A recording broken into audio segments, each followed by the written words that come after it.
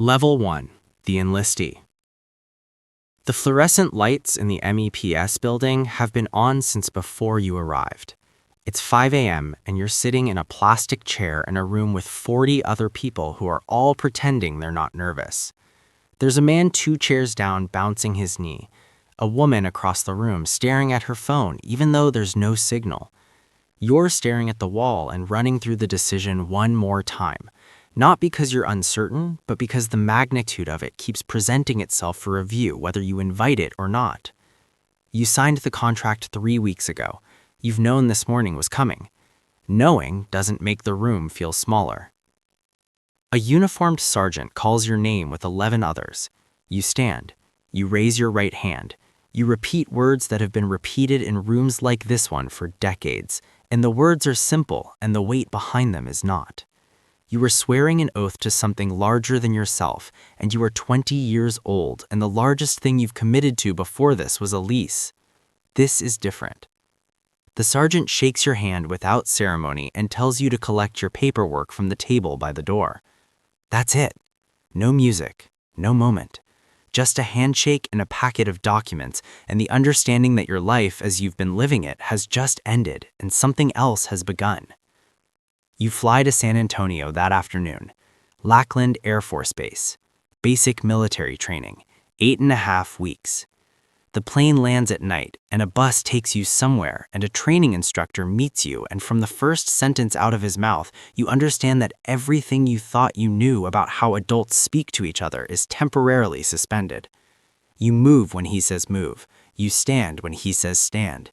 You keep your eyes forward and your mouth closed, and you begin, in the specific, exhausted clarity of 2 a.m. on the first night of the rest of your life, to understand what you've actually signed up for. Level 2. The trainee. BMT is not what you expected, and it is exactly what you should have expected. The Air Force's basic military training is not the Marine Corps. You know this, and the TIs know you know this, and there is a specific dynamic that emerges from that shared knowledge, a focused professional pressure rather than the theatrical destruction of other branches. The goal here is not to break you down and rebuild you from scratch. The goal is to install a foundation, discipline, standards, the architecture of military culture layered onto whatever you brought from home. You are in a flight of 50 trainees. You march together, eat together, fail together, improve together. The collective nature of it is intentional. Individual performance matters, but unit performance matters more. When one person fails an inspection, the flight responds. You learn very quickly that your choices have weight beyond yourself, that the person next to you carries consequences for what you do. That responsibility is not a concept here, it is a physical, daily reality with measurable outcomes. You qualify on the M9. You pass your physical fitness assessment on the second attempt. Your run time was 4 seconds too slow the first time, and those 4 seconds cost you a week of additional training that cost you pride that you needed to lose anyway.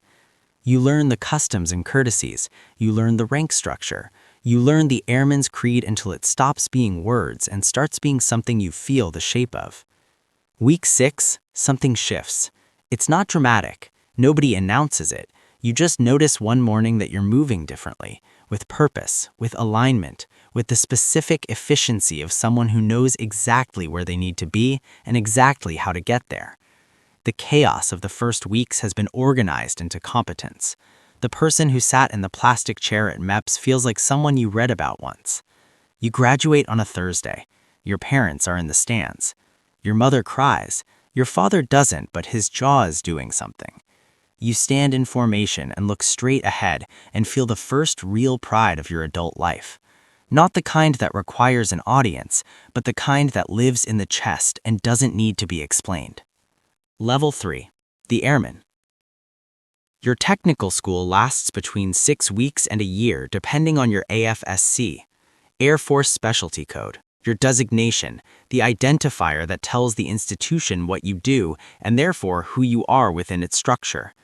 You chose yours based on aptitude scores, availability, and something the recruiter said that made it sound like the right fit. Now you're learning it at a level of technical depth that makes the recruiter's description feel like a thumbnail sketch. You're in a classroom 6 hours a day, learning systems, procedures, and technical doctrine. The Air Force invests more in technical education per enlisted member than any other branch, and you feel that investment in the density of what's being put into you. By week 4, you can troubleshoot a system failure using diagnostic trees that would have been completely opaque to you 8 months ago. The knowledge compounds. Each new layer connects to the previous layer, and the architecture of your specialty starts to feel like something you actually own rather than something you're memorizing. Your first duty station is Reimstein Air Base, Germany. You're 21 years old and you're living in Europe, and you have a job that matters and a paycheck that arrives on time and a community of people who share your values and your vocabulary and your understanding of what the work means. The contrast with your civilian friends who are posting about internships and roommate drama is not something you dwell on, but you're aware of it. You're aware of it especially on the nights when your unit does something that makes the news, something you were part of, even peripherally, even as a small technical function in a large operational machine. You sit in the break room and watch the coverage, and nobody in that broadcast knows you exist, and you feel the particular satisfaction of invisible contribution, of being necessary without being seen. You want more of that. That wanting is how the Air Force keeps you. Level 4. The Senior Airman, Staff Sergeant. You've found your pace. 4 years in, you've been promoted to Staff Sergeant, E5, ahead of the standard timeline by 8 months.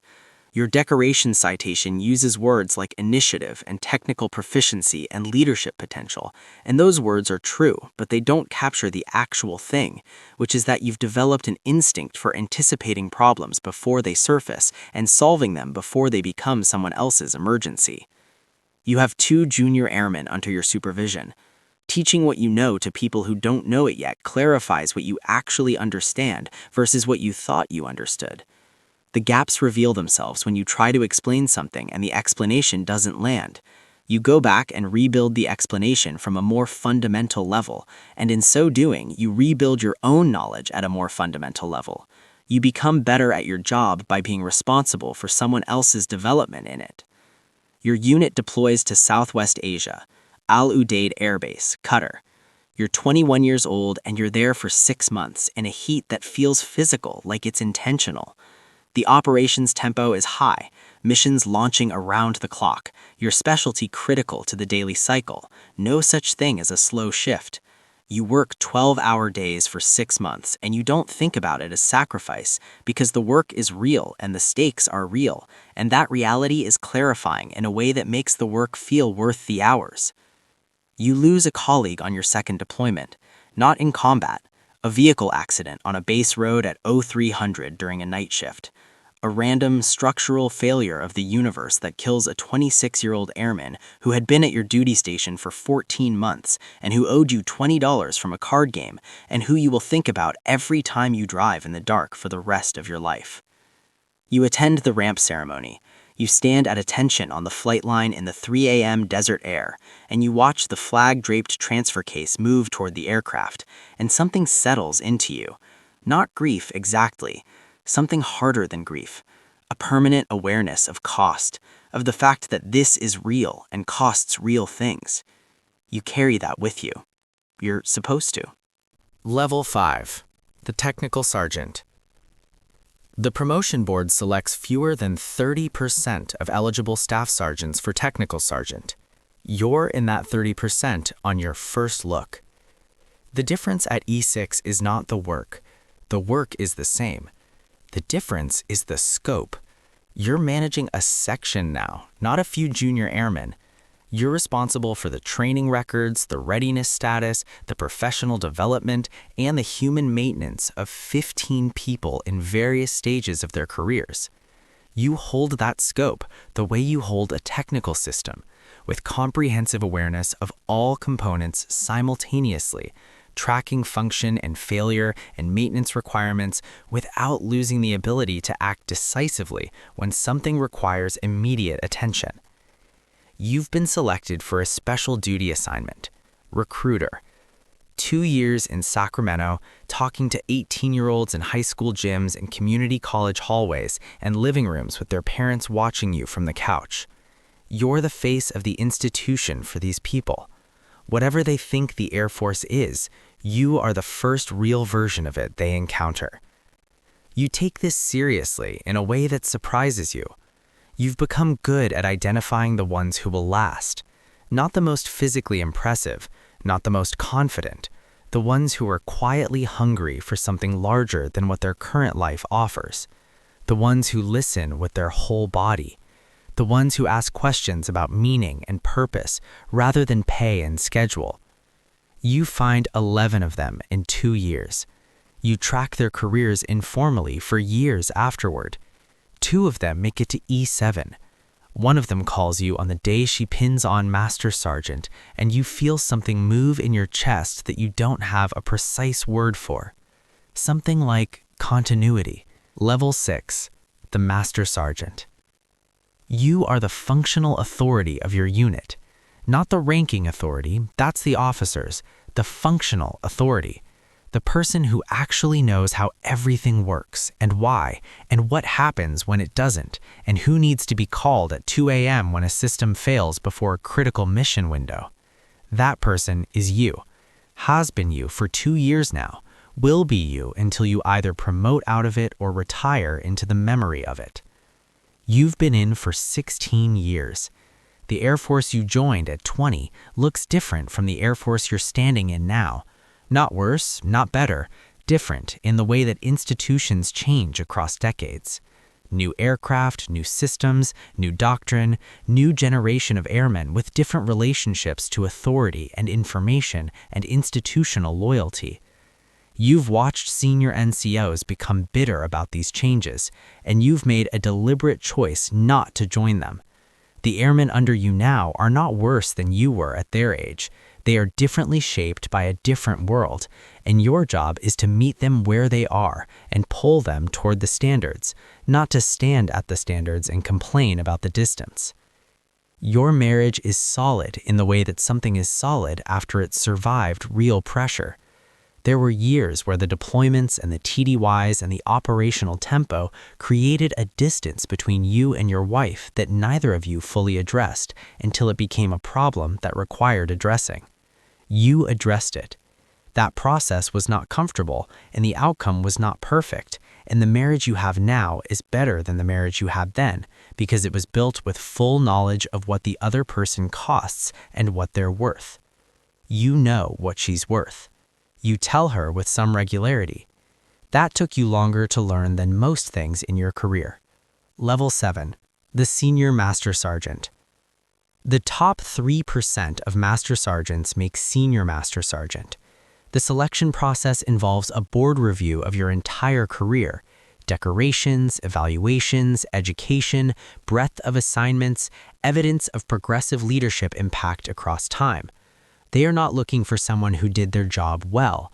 They are looking for someone who made the institution better by being in it. Your record reflects 16 years of exactly that. You're advising a wing commander now, a full colonel who has 1,500 airmen under his command and who relies on you the way every good commander relies on their senior enlisted advisor, for the truth.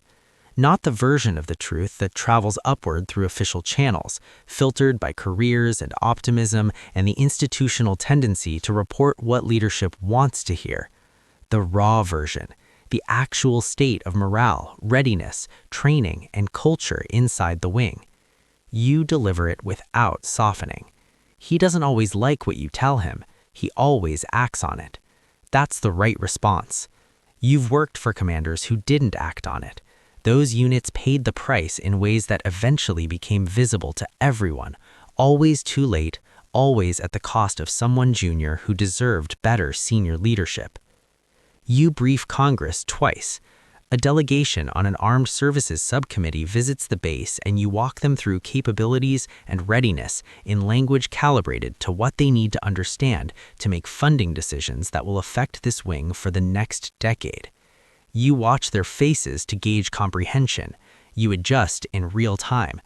You've become a translator between the operational world and the political world, and the quality of that translation has strategic consequences. You don't think of this as remarkable. That's how you know you're doing it right. Level 8, The Chief Master Sergeant.